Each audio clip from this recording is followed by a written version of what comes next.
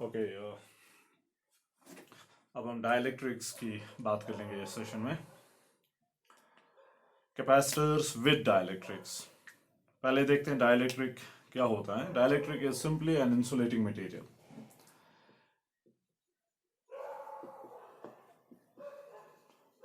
कोई भी insulating material जो है वो डाइलेक्ट्रिक है। अगर आप किसी इंसुलेटिंग स्लैब को एक्सटर्नल इलेक्ट्रिक फील्ड में रखेंगे, let's suppose electric field is E0, और उस इंसुलेटिंग मटेरियल स्लैब जो है वो आपने ऐसे रख दी। अब इसमें फ्री इलेक्ट्रॉन्स तो नहीं है। मेटल्स में फ्री इलेक्ट्रॉन्स होते तो चार्ज इंड्यूस होती, इस साइड से नेगेटिव आती, इस साइड से पॉजिटिव आती, तब तक जब तक इलेक्ट्रिक फील्ड बीच में जीरो ना बन जाता, इनसाइड द मेटल जीरो ना बन जाता। लेकिन यहां पर फ्री इलेक्ट्रॉन्स नहीं है।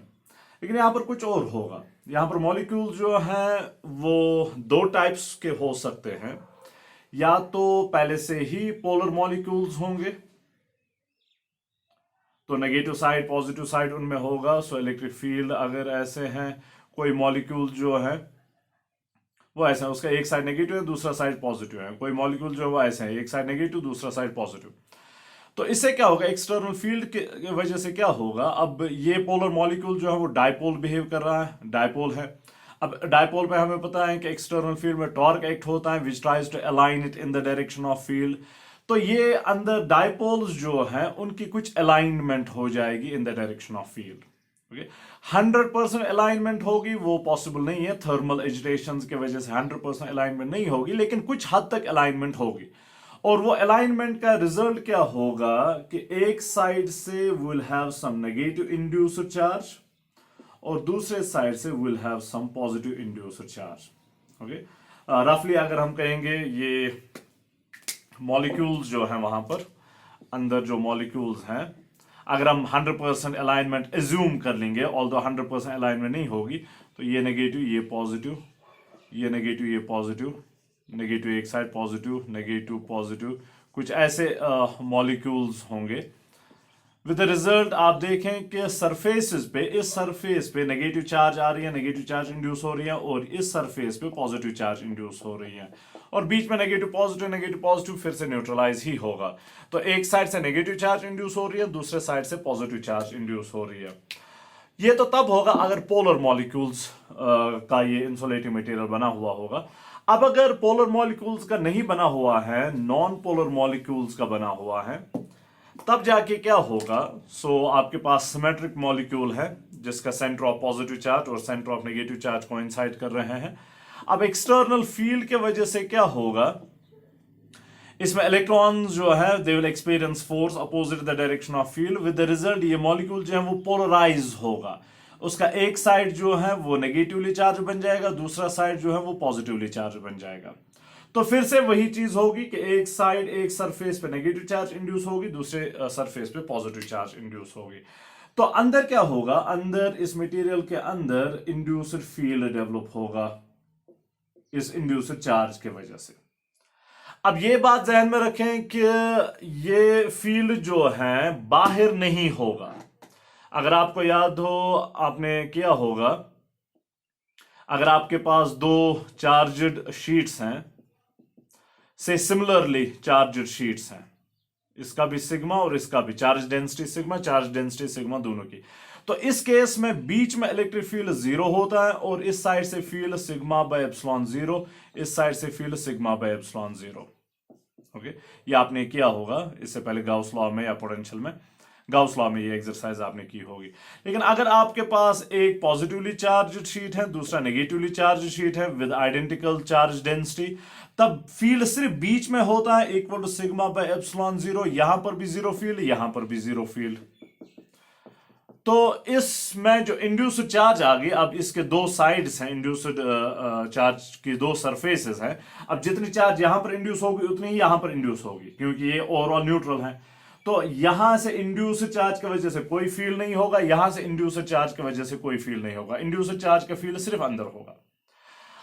अब नेट फील्ड जो जो अंदर होगा that will be E0 minus EI। E0 minus E I. तो हुआ क्या अंदर, फील्ड जो है वो डिक्रीज हो गया, decreases by E I. Original field या वैक्यूम फील्ड जिसे हम कहते हैं, वैक्यूम फील्ड का मतलब होगा अगर ये मटेरियल नहीं होता, मीडियम नहीं होता, वैक्यूम होता, तब फील्ड जो है वो ईओ था। लेकिन अब इस मीडियम की वजह से फील्ड जो है वो E0 माइनस ई आई है, जिसे मैं ई से रिप्रेजेंट कर लूंगा। सो फील्ड जो है वो डिक्रीज हुआ है। ओके, फील्ड जो है वो डिक्रीज हुआ। फील्ड जो डिक्रीज हुआ है, it decrease suppose bye factor of के, और इस के को हम कहते हैं dielectric constant. Dielectric constant, okay. E is equal to E0 divided by K is what we call as dielectric constant. Is what we call as dielectric constant. So whenever you have a medium, उस medium को या किसी material को आपने electric field में रखा है, original electric field या vacuum electric field is E0, then field inside that medium decreases by factor of K, तो वो होगा E0 डिवाइडेड बाय के, और यहां पर that E0 divided by K is equal to E0 minus E I. Okay, E0 minus E I. So this is what the effect of dielectric will be there. ये field को decrease कर लेगा by factor of k, by factor of k। Field जो होता वहां पर, अगर वहां पर वैक्यूम होता तो जो फील्ड वहां पर होता E0, उससे कम होगा by factor of k, dielectric constant. लेकिन वी नो कि अगर फील्ड को आप बहुत ज्यादा बना देंगे, बहुत ज्यादा बना देंगे, एक टाइम ऐसा आएगा जब अंदर ब्रेकडाउन होगा, electrons will be ripped out of molecules, तो वो कंडक्टिंग उस टाइम बन जाएगा। So within that limit की ये बात हो रही है, तो we call that limit as dielectric strength. चलिए खैर, अब अगर इस डाइलेक्ट्रिक मटेरियल को आप कैपेसिटर के अंदर रखते हैं, सपोज ये आपके पास दो प्लेट्स हैं, कैपेसिटर प्लेट्स हैं, this one having some positive charge and this one having some negative charge, और आपने बीच में डाइलेक्ट्रिक को रख दिया, डाइलेक्ट्रिक स्लैब को रख दिया।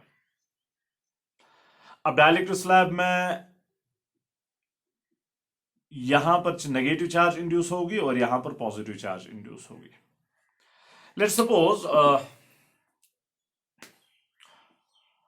ओरिजिनल चार्ज जो है वो Q है और ओरिजिनल चार्ज डेंसिटी जो है वो सिग्मा है, जो प्लेट्स की है, और ओरिजिनल फील्ड जो है वो E0 के बराबर है, which will be sigma divided by epsilon 0 या फिर Q divided by epsilon 0 A। Remember sigma होता है Q by A, charge per unit area. और ये जो इंड्यूस्ड चार्ज है, let's represent that by QI, इसकी चार्ज डेंसिटी सिग्मा आई, और इसके वजह से जो फील्ड इसके अंदर होगा EI, that will be sigma I divided by epsilon 0 या फिर QI divided by epsilon 0 A। So first thing we will do is कि हम ये देखते हैं कि ये इंड्यूस्ड चार्ज जो है या इंड्यूस्ड चार्ज डेंसिटी जो है वो किसके बराबर है। Okay, that's what we will find out first. फिर देखते हैं कि उसका इफेक्ट जो है कैपेसिटेंस पे क्या होगा। So induced charge,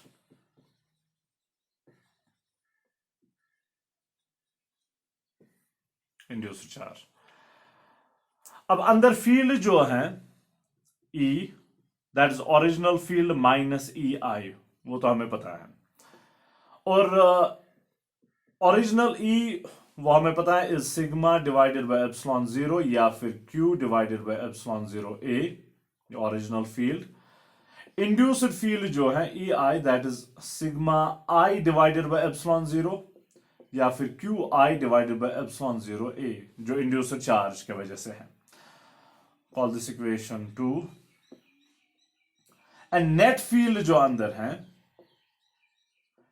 net field E is equal to E0 divided by K, एक तरफ से, क्योंकि field decreases by factor of K, remember that field decreases by factor of K, और दूसरे साइड से हमें पता है कि that is equal E0 minus EI, is equal to E0 minus EI.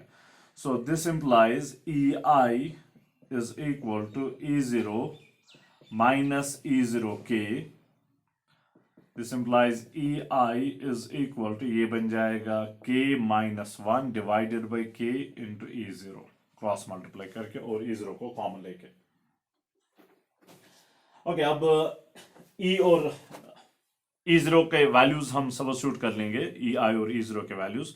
So QEI is equal to sigma I divided by epsilon 0 is equal to K minus 1 divided by K into E0 जो है that is sigma by epsilon 0. Sigma by epsilon 0, epsilon 0 cancels out. तो sigma I is equal to K minus 1 divided by K into sigma. तो ये तो induced charge density हुई. Okay, induced charge density हुई. This is the original charge density जो capacitor plates के पास है, and this is the induced charge density जो dielectric के अंदर है. K minus 1 divide by K times sigma. अब चार्ज का भी देख लेते हैं ऐसे ही. तो वो मैं यहां पर देखता हूं, इसको मैं इरेज कर लेता हूं.